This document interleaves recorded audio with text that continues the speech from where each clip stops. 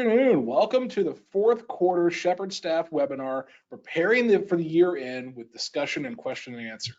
So again, this is all about Shepherd Staff getting prepared for the year end. To introduce myself, my name is Jordan. I am a software support technician here with Concordia Technology Solutions. And I've had the pleasure of being here for a little bit, coming up here about 8.5 years now. So I've been here for a while. I really appreciated all the opportunities I've had to serve our churches here. It's really been a true blessing to be able to help spread the gospel across the country. And, that's really what it's all about.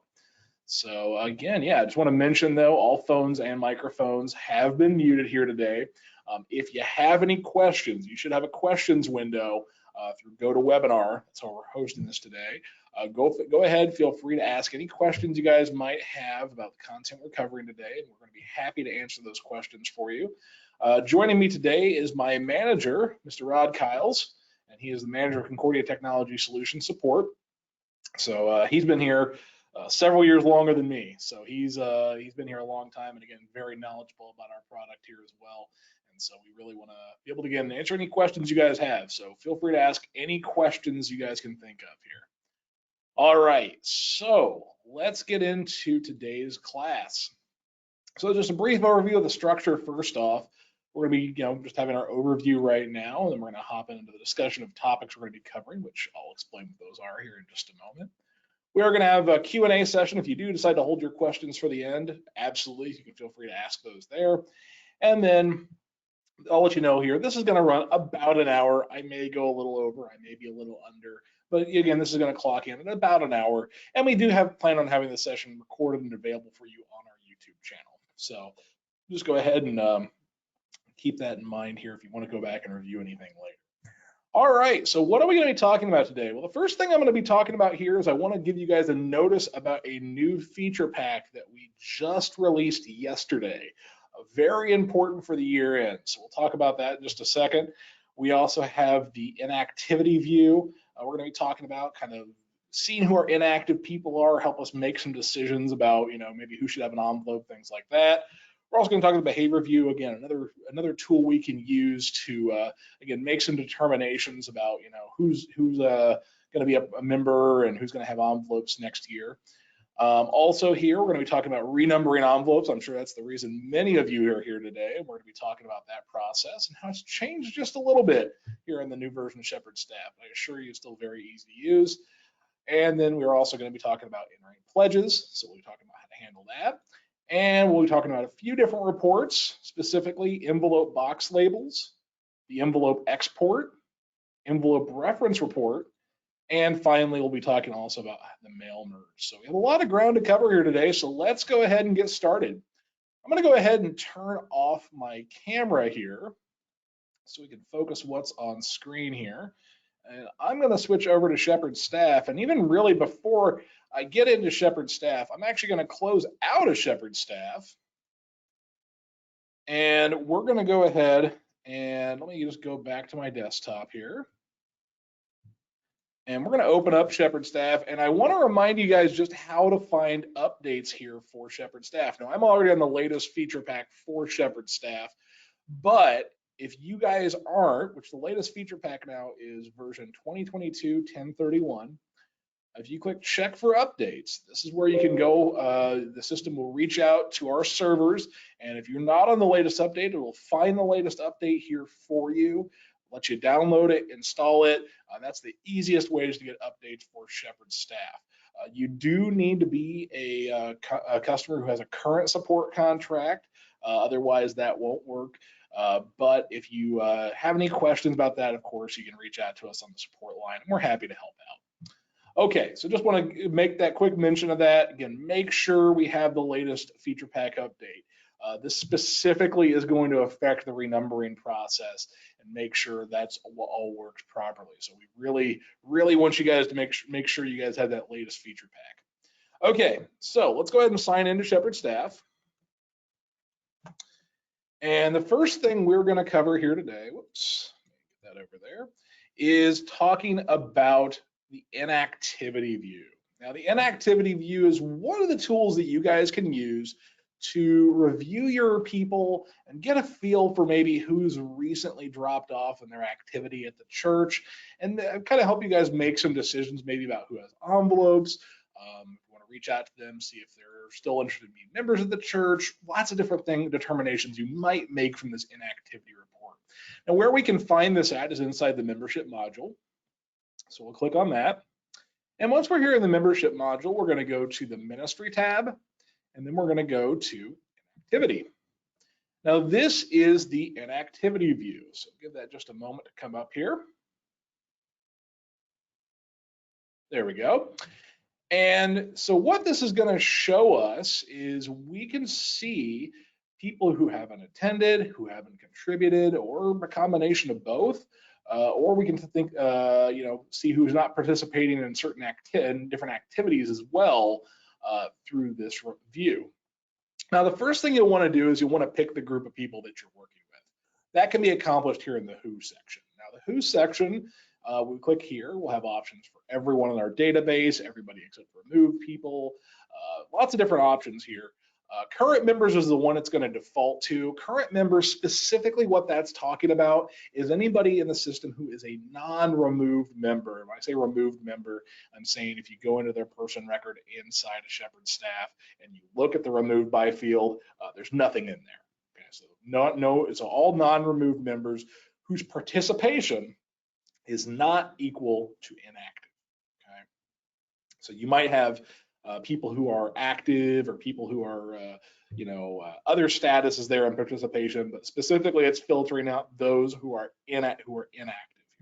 Now there's other options here, of course, too: confirm members, all members, visitors, enrollees, lots of different things here. Of course, you can also use a subgroup here too. So if you look for a subgroup, you can pick any subgroups that you guys have created as well. And if you're not quite sure what subgroups are, we have some other trainings that kind of discuss what those are and how to build those as well. So I'd recommend checking those out. But you can select a subgroup. You can select also a list or a grade. So if you're trying to find everybody in a particular Sunday school grade, or maybe people who are part of certain boards at your church, through activities, those are all going to be ways you can kind of filter this report here also. And I do apologize, my Shepherd staff is running a bit slow today.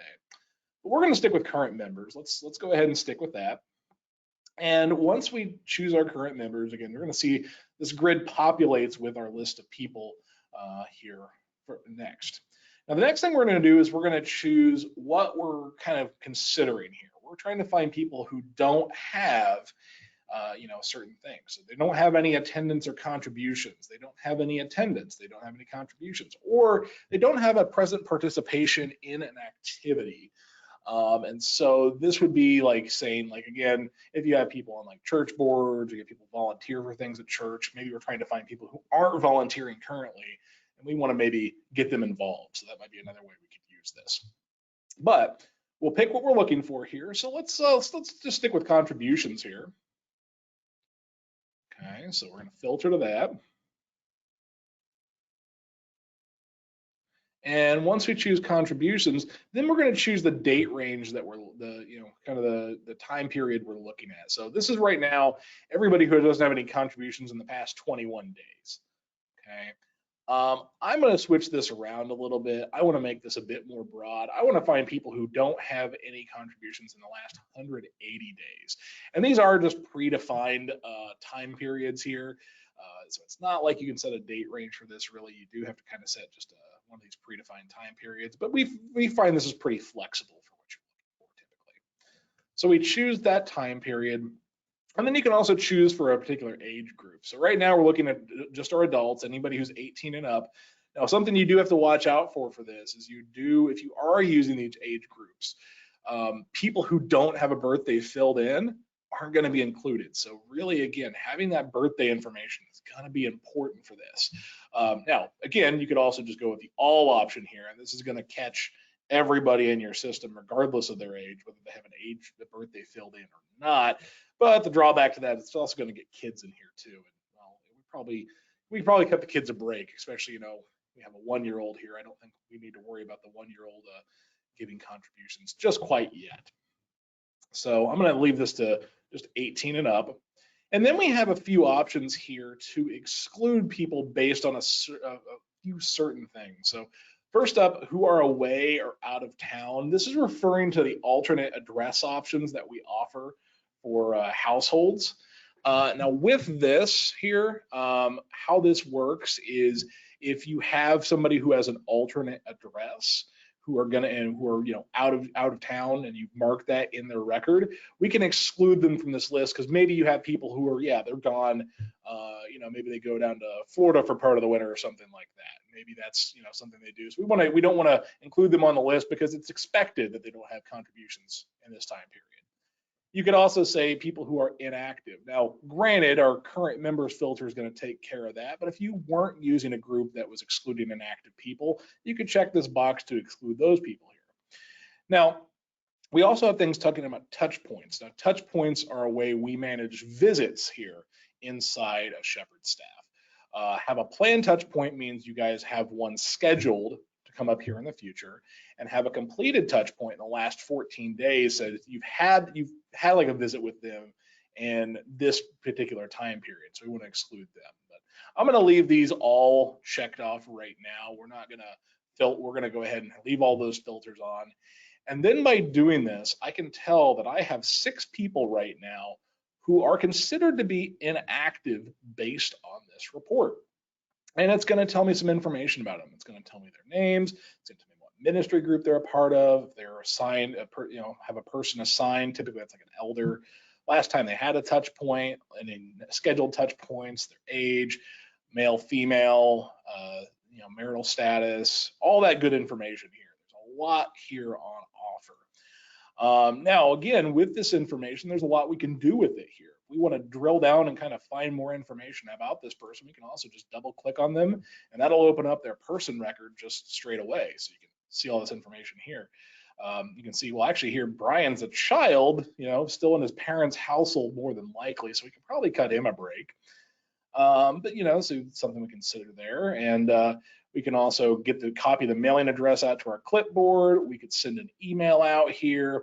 We could plan a touch point for this person.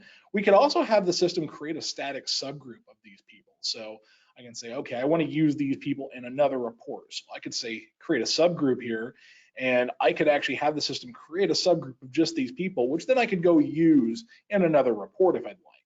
And I could just name it up here and I'll save it. Okay. I could also export this grid out to an Excel spreadsheet if I want to do something out in Excel with this. I could also click print here, and I get several printing options. So like I could export this out. I could print this out by person. I could have a group by households. Maybe I want to do this group by elders. So I could go ahead and select that here. And okay, here's a report for Chuck Martin here, who's one of my elders. And then I have a report for Jim Meyer. Again, all these are elders here at this fictional church that we're using here. And so that would be a way you could use this, again, to kind of reach out, kind of figure out maybe who are there people that maybe kind of dropped off on your activity here inside of Shepherd staff. Okay, so that's our inactivity view. Now, another way we could approach this is with inside of contributions. Let's go to the contributions view. And in the contributions view, we can go ahead and head over to analysis, and we can look at the behavior view. Now, the behavior view is also going to help us find people who maybe didn't contribute, but it also lets us do a few other things with contributions as well. So for example, I could go and we could go through here, and sounds like we're having some audio issues here. Let me see if I can figure out what's going on here. Hang on just a second. Let's see.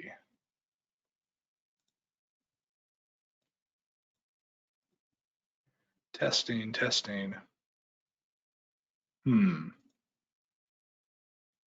Okay, testing. Okay. Is that working now here?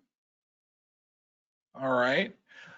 Okay, sorry about that, guys. I'm not sure quite what was going on, but hopefully that's been resolved here now. I'm going to do my best I can to make sure we can mitigate those issues. All right. So anyway, this is the behavior view. The concept behind the behavior view is basically the idea of we're going to be able to look at just our contributors specifically and find certain things out about the way they did or maybe didn't contribute. So first up here, you're going to have who we're looking at here. Now we can do just all of our envelopes, or maybe we want just our active envelopes, inactive envelopes, envelopes for current members, non-member envelopes, removed envelopes. Again, all those different groups kind of have different subsets of people. And of course, you can always use a subgroup here too, if you're trying to find just a subgroup of people. Now, the kind of the crux of this report here is the behavior. We're trying to find out information about the way people gave or didn't give. So you see, there's ways to filter on: did people give? Did they pledge? Did they not give? Did they not pledge? Gave but didn't pledge. Pledge but didn't give. Both gave and pledged. Lots of different things here. So we can glean a lot of information about this. You know, especially for people who do pledges at your church. You know, this gave but didn't pledge option, this is great because then you can find out, okay, well, here's people who were giving maybe over the last year, but they didn't pledge, and maybe we can reach out to them to find out, hey, do we want to maybe do a pledge for next year since you started giving here at the church? And that's a good way to kind of follow up with people. You know, so there's a lot of different options here. Let's use this gave but did not pledge option here. Okay. Then what we can do is we can set a date range that we would like to look at here. And again, I apologize for anyone who's still having audio issues. I'm gonna do the best I can here. But again, we have the date range here, and on this date range, what we'll go ahead and do is we'll set the date range we want to look at. So let's look from the beginning of this year, from 1/1/2022, and we'll just run that through today's date, 11/8/22. You can also click on these calendar buttons to select your dates that way also. Now we have a couple options here. Include gifts in kind. We can check this box here if we want to consider gifts in kind as being part of this whole search here. And we can also say if we want to include skipped envelopes here. So again, we can kind of turn those on or off. And then we can also choose which funds that we want to consider for this report. So maybe we want to consider our general fund, and let's say maybe our building fund too. And let's pick one more. Let's say the mission fund. Okay, so maybe we want to consider those. Now, if you want to just select all your funds, you can click select all. And if you want to, you know, wipe out all the funds you have picked here, just click the select none button. We'll just go ahead and do actually select all. Okay. So now that I've gone through here and I've set the conditions that I'm interested in, what I can do is I can click the find button. And this is going to tell me everybody who gave this year but didn't pledge. And I can see that there's 3 envelopes that meet this, criteria. Now it's going to pick up people who maybe, you know, okay, well, they're inactive, so maybe they wouldn't be interested. But you know, hey, Ulysses Grant, one of our former presidents, he's still active and he gave $260 this year. Maybe he'd like to pledge. And so maybe that's something we could use then to reach out to those people who contributed but didn't pledge. And this would be a good way to find out if they'd like to pledge. Now, again, we have some reporting options here. You could export this out to a spreadsheet if you'd like. All sorts of good information there. You could have it on an Excel spreadsheet if you'd like. Okay. You could also print this out, and we could either do just the default printing, which gives us in report format, or you could have the system even print off mailing labels for you for this. And you know, you could also have this make a subgroup for you. So you'd have a static subgroup, so you could go ahead and run other reports on this group of people. But again, the behavior here gives you a lot of different options on things you can get here. So maybe we want to say, all right, well, we're going to find everybody who both gave and pledged. And you can see then that's going to bring up a different list of people here who, you know, maybe, you know, gave to our church and also pledged. And that's going to tell us, you know, another listing of people here. So again, the behavior report, very awesome tool for just kind of figuring out, you know, what we're going to do next year when it comes to contributors. Okay, now I'm sure this is kind of the thing you guys have all been waiting on, the renumbering envelopes. So let's talk about renumbering envelopes. Now the process has changed just a little bit here in the new contributions module.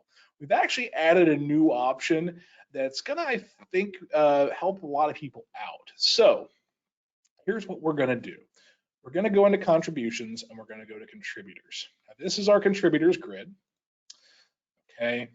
And the paradigm has changed just a little bit. Skip renumber in the past has been our way to kind of say, this person shouldn't get an envelope for next year. But there's been confusion on that in the past.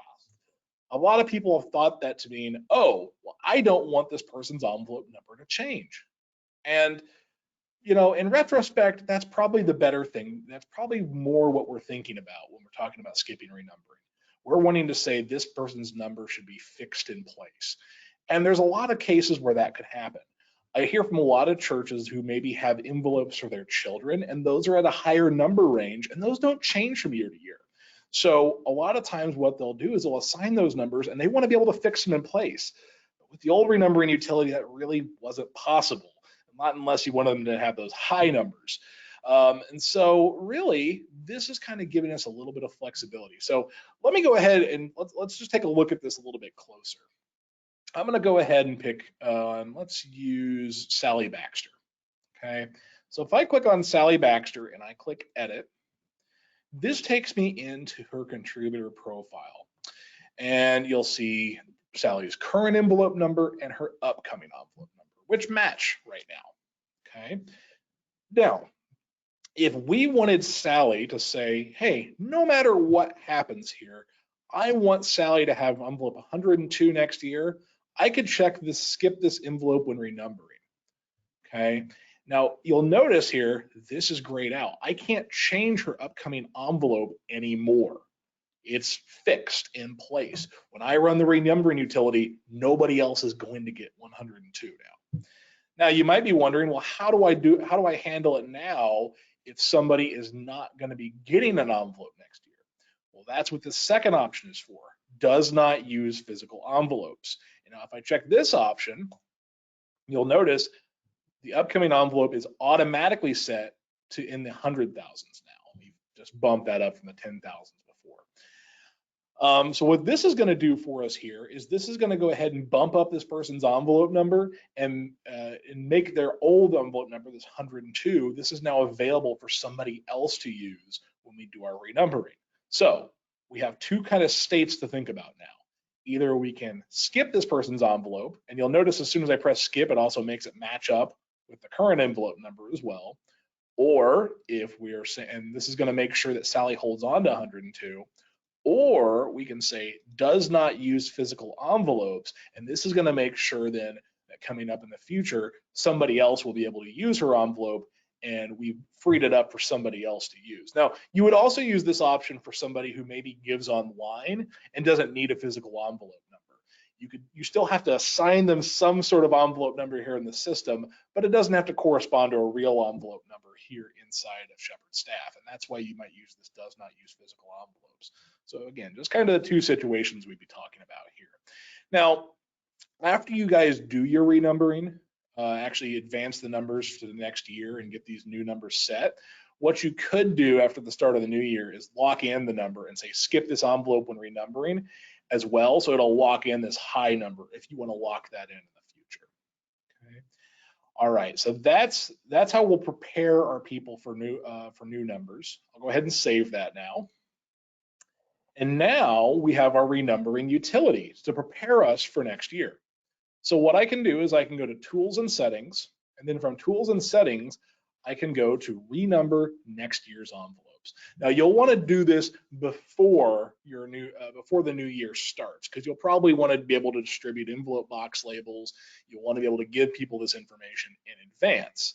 So this is going to let you do that. So we do Renumber next year's envelopes, click Start. And this offers us two different ways we can handle changing these envelope numbers. Now, you might also notice here on the left, you're going to see a list of all the people who are going to be renumbered.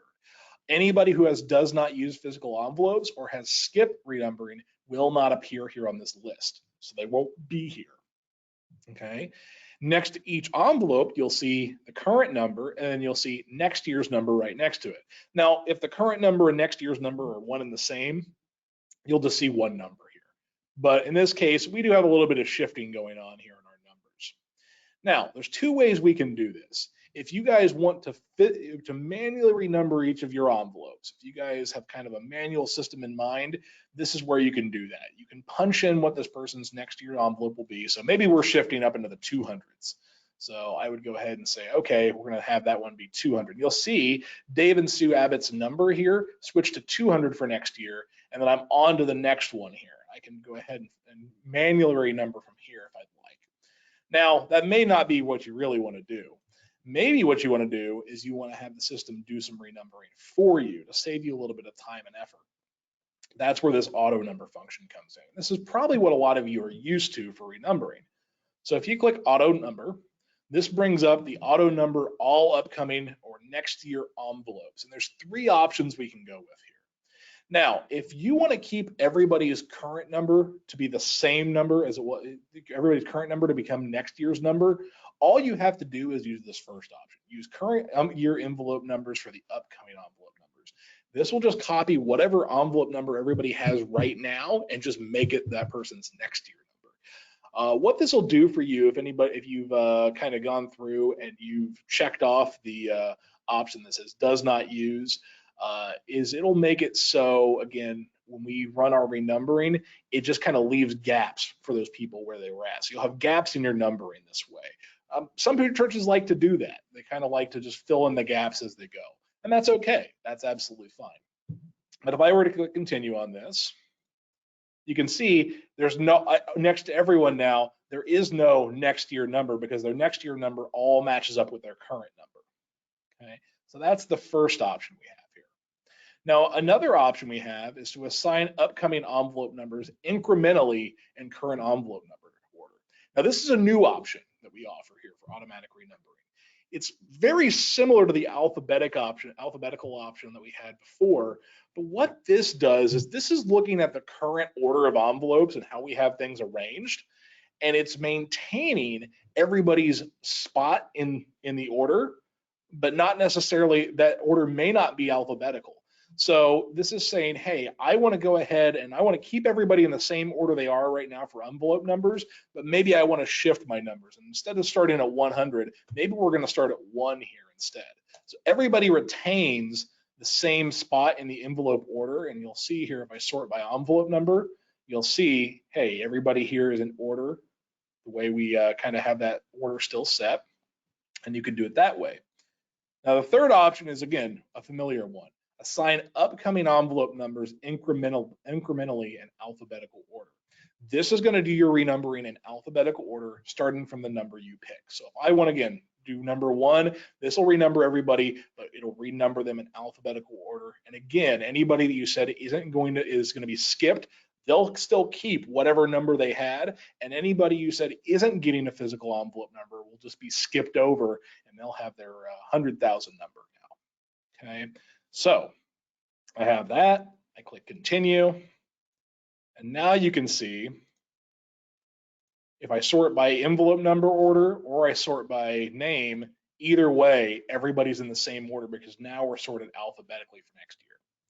So once I've chosen my method for renumbering, I'll click save. It tells me how many records it updated. And now when I go to my envelope list here, if I sort by upcoming number, you can see, hey, Dave Abbott had 101 last year. Now he has number 1. So this is a little bit of a shift in terms of how the renumbering utility works. Skip has, kind of changed in its function, but we believe this is for the better because now we're giving you the option to have people hold on to their numbers if they need to. You have that ability to do that. And we still have the ability to renumber just like you did before, but now the difference is you're going to say this person doesn't get a physical envelope number. So again, it's a little bit of a shift, but again, you still have all the same options that you had before. Now, you do need the latest feature pack in order for this renumbering process to work here. So again, I really want to stress the importance of getting that latest feature pack. And if you need any help doing that, again, reach out to us in support. We're going to be happy to help you out with that. Okay, let's continue on. Let's talk about entering pledges. Okay. So for entering pledges, what we're going to do here is we're going to go to giving, and then we're going to go to pledges. Okay. And then once you go to pledges here, this is our pledge screen. This is going to show us all of our currently active pledges. Okay, so all of our active pledges are going to be here. Now, when we look at that, if we want to add new pledges, there's two ways we can approach this. If we want to add a brand new pledge, here, we'll click the add button. And this is going to bring up the add window, and you can select who it's for. So let's say we're going to go ahead and do one here for, let's choose Arlene Dowling. And we're going to choose the fund that she's given to. So let's say she's pledging to the education fund. We'll pick the date range that she's going to be contributing for. And we have some options here to kind of get you some quick. So if you want to just click here, they'll put in the current year. Now, granted, that's probably not going to help you put in next year's pledges.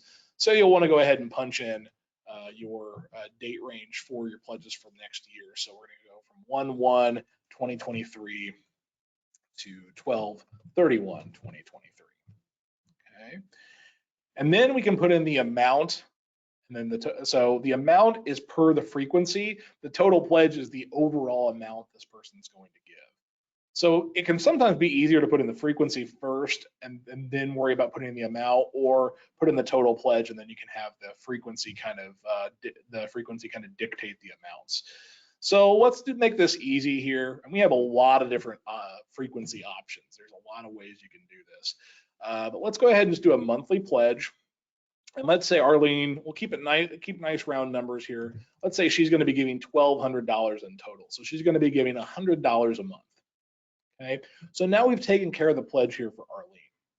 Now, if I click save, that's going to add that single pledge and it's going to go away. This means you'd have to go back and click add again, and that can get pretty tiresome pretty quick.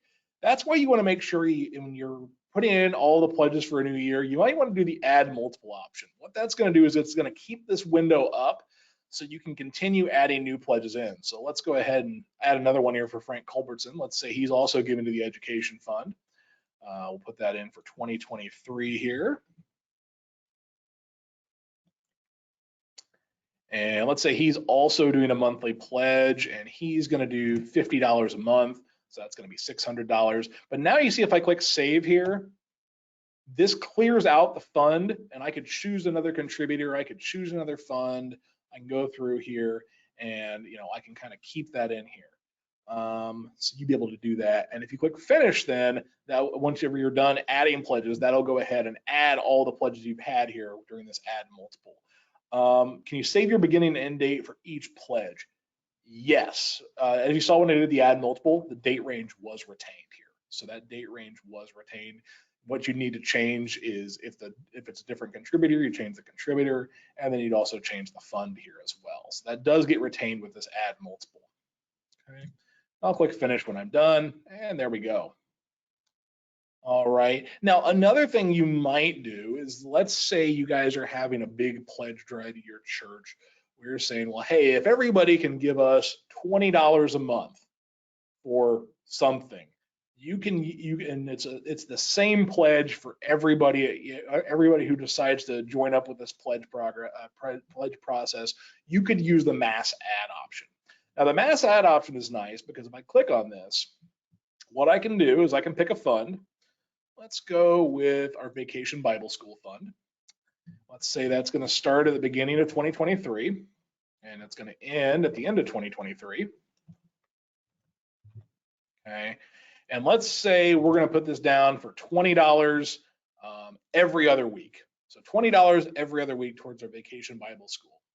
Okay, and then if I click continue, I can go through here and I can pick everybody who wants to be a part of this pledge campaign. So I could go through here and say Tim Benedict's in, Howard Brown's in, Teresa Carter's in, Stan and Terry Cook are in, and I would go through and I would just pick everybody who's going to be a part of this. And then when I click continue, this is going to show me a listing of everybody who's going to be getting a pledge for this. And then if I click finish, this is going to create that pledge for them. Now, this only really works if we're talking about one fund, one amount, one frequency across multiple people. So this is good, again, if you have kind of a sort of a pledge drive that everybody's kind of given the same amount to, that's a good way to handle it. Okay. Now, another concern here with this, sometimes we see, is, okay, well, actually, no, that's actually working here. Perfect. Well, so that wasn't not working, but yeah, you're going to see any of your current or upcoming pledges here. So you'll see any upcoming pledges here. So you can see there's that one for Frank Culbertson that we added here earlier. Okay, so we have that there. Okay, so that's how we can add pledges. Two different ways to do it, depending on your situation. This is going to be a good way to get your pledges kind of established here. All right, let's go ahead and move on. Next thing we're going to talk about is envelope box labels. Now, after doing your renumbering, you'll probably need to go ahead and prepare some envelope box labels to distribute your envelopes for you. So how we do that is we go to other reports, and then we can go to envelope box labels. Now, envelope box labels, we have a few different options at here. First off, you'll choose what group of people you're going to run these for. You know, you can either do this for all your envelopes, or you can do it for a particular subgroups. There's some additional filters here too. But we'll just leave it at all envelopes for now. You can also choose a particular envelope range. So if you're only doing this for like envelopes 1 through 150, you could set that here. Next, you're going to choose your size labels. So you'll either do the Avery 5161 or /5261 2x10, or the 5160 5260 3x10. So we'll do the 3x10 labels. Then you can have these sorted either by envelope number or envelope name. Let's sort these by number. And then you can choose if you want the upcoming envelope number printed on these labels. So probably what you want when you're distributing new envelopes is the upcoming number, or you can even print the current number if you needed to. Okay. Then we have a few options here to filter these. All right, so envelopes skipped when renumbering. So if you don't want to print off a new envelope box labels for people who are skipped, you could check that off here, and you won't get new labels for those people because, again, they're already going to know what numbers they have. You could also say those who don't use envelopes, this is the include option. So we want to include the people who are skipped, we'll check this off here. If we want to include people who don't use envelope numbers, we check that off here. We're probably not going to use that one. Custom name if entered, this is referring to back on the contributor record. If you go into the contributor record here and you go to Dave and Sue Abbott, we edit them. If you want a custom name on their envelopes instead of Dave and Sue Abbott, you could type that in here, and that will be what appears on the label then at that point. Okay, put that in there. Going back here, oops, let's go to our envelope box labels. If you want the mailing address on these labels, you'll check that box here. And then you can also include custom text on the very last line of the label. So this is like if you want to say, hey, don't use these envelopes to January 1st, you can have that, just put that on there here. So let's go ahead and include the mailing labels, and we'll keep the skipped envelopes on. And then if we click print, this is what you're going to get for your labels. This is with the upcoming envelope numbers on the labels. So you'll see here, there's the envelope number, the name of the contributor, and their address here. So you'll be able to see all that information listed, and you'll be able to print these off. And then, if you have these on labels, you could then affix these to the envelope boxes to distribute out to people at church. So you'd have those maybe at the back of the sanctuary, and everybody can pick up their envelope box on the way out of church one Sunday. So that'd be a good way you could do that. Okay, so that's the envelope box labels. Now, another thing we offer here is the Envelop Box Export. This can be nice if you guys maybe work with an outside envelope company to print up labels for you. This is going to give you a spreadsheet then that you could then provide to your envelope box company, and then they can go ahead and from that information prepare your envelopes to distribute out to your congregation. So this looks very similar to the envelope box labels window. We'll again go ahead here and we'll put in who we're running this for. You can set it your range of envelopes you want to run this report for, and then you can also choose how you want this to be exported. You can export it to your spreadsheet program, which is probably going to be Excel, or you can have it export in a comma-separated values file, which is another format of spreadsheet, and sometimes that's easier for these envelope companies to work with here. All right. You can choose how you'd like your exports sorted, either by envelope number or by name, and you can choose what envelope number you want to appear here, either your next year's envelope number or your current envelope number. Again, we can choose kind of what we want included on this export. So if we want people skipped when renumbering, we can check this box. Those who don't use envelopes, we can leave that unchecked. That custom name we talked about earlier, Unique contributor ID. So this is referring to the contributor ID number here. That's going to prepare a unique contributor ID. Some again companies might need that, so we'll include that here. And then you have that custom text you can include on this export as well. And when I click export, I have this set to go out of a spreadsheet program. So this is going to take it out to Excel here for me. And from that, then this is a file that then I could provide to my envelope company, and that's going to have all the information on it. So that way they can prepare the envelope boxes for you, and then then they'll go ahead and they might mail them out or they send them back to the church then, so you guys can provide those to your congregation. So that's the envelope export option. Okay. Now, another thing we offer here is the envelope reference. This is a nice reference sheet you guys can use to kind of see a cross-reference of envelopes, see, okay, what's everybody's current envelope number, what's their next number, and kind of see what's available here. Again, you can use an envelope range, and there's two types of reports here, envelope cross-reference and unused envelope numbers. We'll take a look at both of those. And then we can see either the current envelope number, an upcoming envelope number, or the system can even pull prior envelope numbers. So you can actually run this after the start of the year, after you've rolled your envelope numbers over. If you need to go back and check on something, you can actually check based on prior numbers. Just the last year, just the last numbers. You can't go back further than that. And again, if you want to include envelopes to be skipped when renumbering, you could check that there. Now, if I click print, this is going to show me a listing of everybody's envelope number. You're going to see first off the name and then current envelope number, and then you're going to see current envelope number and name. So this acts as a cross-reference for these. So you can kind of just double check these numbers. And again, you can go through multiple pages here and print these out as needed. So this can be a very helpful report here just to kind of check up on things. Now, another one you might use here is this unused envelope numbers report. If you do that, this is going to show you all the envelope numbers that aren't currently being used between your lowest envelope number and your highest envelope number. So this is going to show us all the available envelope numbers that you guys have right now. Okay, that's the envelope reference. All right, so to round out today's training, we're going to talk about the mail merge, okay?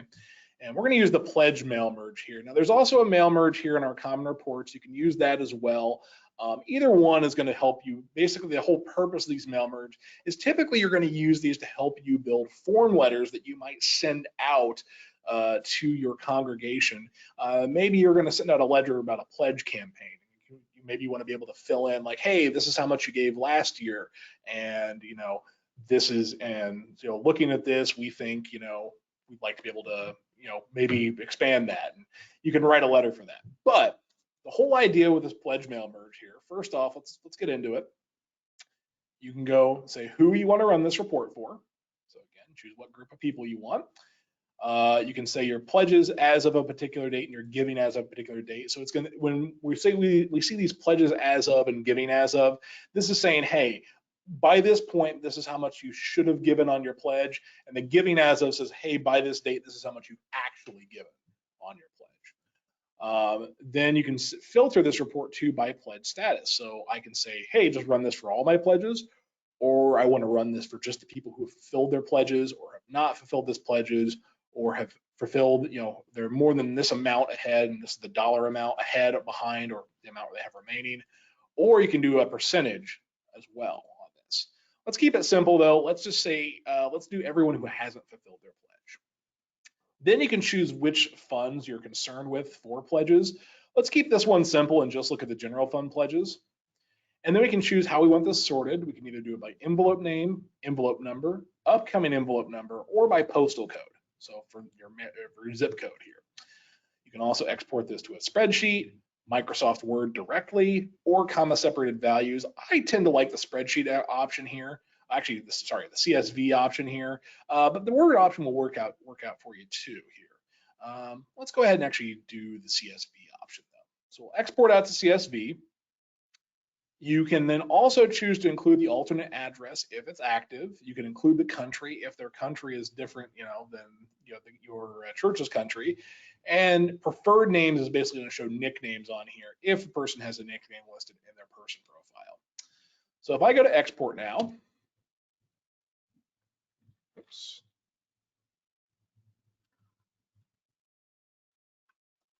This is going to go ahead and provide me with the CSV file. I'm just going to save this to my desktop to make it easy. So there's the file name. You'll want to note that file name, and you can change it if you'd like. We'll save that. And that's going to go ahead and put it out to the desktop here for me. And this is the file it's going to give you here. There's a lot of data in here. But the important part to note are these headers. This is how we're going to, this is kind of the information that we're going to be able to insert into a Word document to be kind of fill out a letter. So I have this here, this report mail merge. It's in CSV format, so I can go ahead and close this out now. I don't need to save any changes on that. And let's open up Microsoft Word. So I can just go in here to WinWord, open up Word. This opens up Microsoft Word, and I'll just start off with a blank document here. And you could also do this with an already existing document. So you've already written up a letter and you just need to insert a few things. You can do this here too. Now what you're going to do here is you're going to go to Mailings. And then from Mailings, you can choose Select Recipients. And we're going to use the option Use an Existing List. Okay. Now what I'm going to do is I'm going to find that file I saved from Shepherd Staff. It's on my desktop. I'll go ahead and double click on that. And we're just going to go ahead and use the Windows default encoding. I'll click OK. And there we go. We have brought in that Excel file in the background of this Word document. So now what I can do is I can insert fields from that Excel document to fill out this letter. So what I could do is if I want to pull one of those fields in, I come up here to Insert Merge Field, and let's go ahead and put in like an address block at the top of this. So what I'm going to do here is I'm going to put in envelope name. And if I want to preview what that would give me, I click Preview Results, and you can see Abbott, Dave, and Sue. We probably don't want our letter to start off like that. So let's back that up. Let's do Insert Merge Field, and let's do giver first names. Let's say Dave and Sue. We'll start it off like that. That sounds a little bit more friendly, okay, for the start of the letter. So Dave and Sue, comma, and I'll put that in here. And then I can just type in the rest of my letter. Thank you so much for your contributions to the church this year. Okay, and then you could do and then we could say you gave, and then you do insert merge field, and then you could say let's do, where did it go on me here, given to date, and we could put this in here, and they said you gave this amount this year, and we're so grateful for your contributions. But you can see you can use this to kind of insert information into a letter, and you see, yeah, it says Dave and Sue, but if I click this arrow here, now it switches to David and Shirley, and then it goes to Sally, and then it goes to James and Ellen.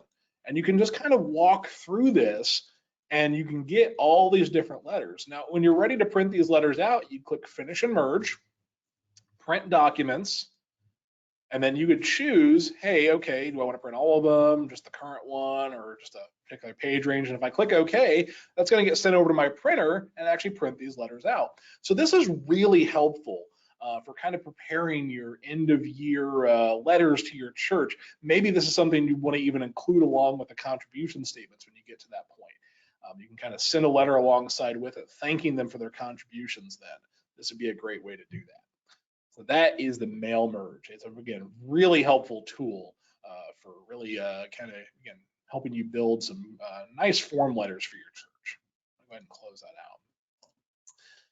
out. Okay, so let's go ahead here. I'm going to pull up slide again. I want to open the floor to questions here. It's going to be so kind of the content we talked about is what we're covering here today. I do see there's some questions out here. Rod has answered a few of those here for us. There are some questions about the renumbering process. Once he's answered, I won't go over again here. Let's see here. But looking here, I answered this one a little bit earlier, but Sally asked, is there a way you can save your begin and end date for each pledge? When you use that add multiple option, it is going to retain the date that you selected. So if you just use that add multiple, that's going to keep the date range. The only thing you might need to tweak is the contributor and the fund. So you'll just need to adjust those, well, and the amount too, of course. Okay. Another question here from Judy. We're having a pledge drive that covers multiple years. How could I enter that in Shepherd Staff? Very easily. So let's go ahead and head back over to Shepherd Staff and take a look at that. So let's say we're doing a multi-year pledge drive for our building fund. We're doing maybe like a capital campaign. It's pretty common for the multi-year pledge.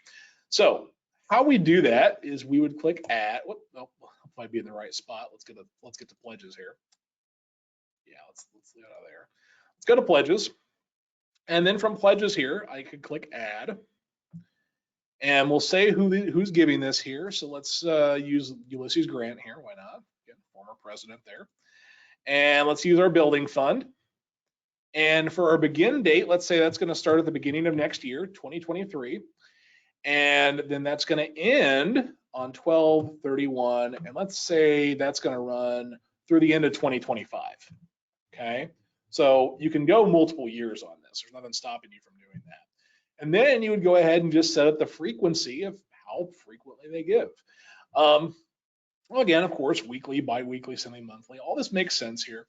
Now, sometimes there is a little bit of confusion behind annually and full amount, and I want to explain the difference between the two. Annually is probably going to be used most frequently with multi-year pledges. If, Ulysses here says that he's going to give $5,000 a year to the pledge over 5 years, that means in the end he's going to end up giving $15,000. But there's also this full amount option here. Full amount is more if somebody says to you, hey, I'm going to give you $15,000 over the life of the pledge. I don't really know what that's going to look like, or I'm just going to give it to you now, and that's going to count as my pledge for the entire life of this pledge. That's what full amount is more for. The difference really comes down to reporting. With an annual pledge, it's calculating that and saying, okay, at the end of year 1, we need $5,000 from you. At the end of year 2, we need $10,000. At the end of year 3, we need the $15,000. Whereas full amount says, hey, at the end of year 1, we're expecting the full $15,000. At the end of year 2, we're still expecting that full $15,000. And at the end of year 3, we're still expecting that full $15,000. So that's how you would handle a multi-year pledge. You would kind of treat it just like any other pledge. You just set the date range for however long it's going on for. Okay, so that's a multi-year pledge. Let's see here. And let's see. So there's some questions, some additional questions about renumbering envelopes. If you renumber your envelopes, you have to have your envelope company change each member receiving envelopes. Yeah, I guess that would be true. If you did renumber your envelopes, you would have to, if you use an envelope numbering company, yeah, that would have to change. But there's nothing saying you have to do that. If you don't do that, you could always use that first renumbering option just to keep your current envelope numbers and and just pull people off who maybe aren't getting envelopes anymore by using that does not use physical envelopes. So again, if you guys don't renumber your envelopes at your church, again, that's no problem. The system doesn't stop you from doing that. It just is a common task for a lot of churches out there who like to go ahead and maybe pull people from having envelope numbers that they don't have envelope numbers at their church anymore. But again, it's all up to you guys on how you'd like to approach the year end. Okay, so let me go ahead here, and I just didn't see any other questions here, but of course, if you guys have other questions, I'm definitely happy to help you guys out with that. And I just want to thank everybody for attending today's webinar. Again, it's been a pleasure to speak with you all today, and I really hope this does help you guys out preparing for your year end. I know it can be a little bit of a stressful time for churches. There's a lot going on at the end of the year, but hopefully this kind of puts your mind at ease so you can kind of see just how easy things can be for getting ready for the end of the year. Okay, we have another question here. When renumbering envelopes, with most getting the same number, what happens if you have a cut back on the number of envelopes? Well, with that, it's kind of one of those we kind of have to make a little bit of a decision. We can either cut back on the number of envelopes, or we can have people keep the same envelopes year in and year out. Because if you say, okay, all these people are keeping their envelopes, that does mean you might have some gaps. You might have some interesting gaps kind of somewhere. somewhere, especially if you have people keeping numbers near the end. You might have, you know, a string of numbers that are open because your overall numbers have shrunk down a little bit. So a lot of churches, you know, again, their people are really okay if their envelope numbers change. But if people are, again, determined, they really do want to keep their envelope number, that's what that skip option is for. Just know that, again, you're probably going to have some gaps if you're using that, because if they're in your normal chain of envelope numbers, you're going to have a few gaps in there just inevitably with that. Okay. All right. Any other questions?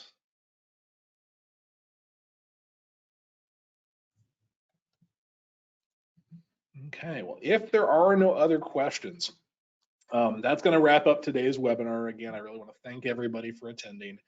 Um, Again, if you have any questions, feel free to reach out to us. I also want to make a quick mention. Field testing for the new version of Shepherd Staff with the new finance module is starting soon. If you're interested in that, please reach out to us in support. We are looking for field testers. We want to get your opinion before the new version is out. So go ahead and reach out to us if that's something your church would be interested in doing, and we can get you set up on field testing. So just reach out to us if you'd like to do that. All right. Well, again, thank you all so much, and you guys all have a wonderful day.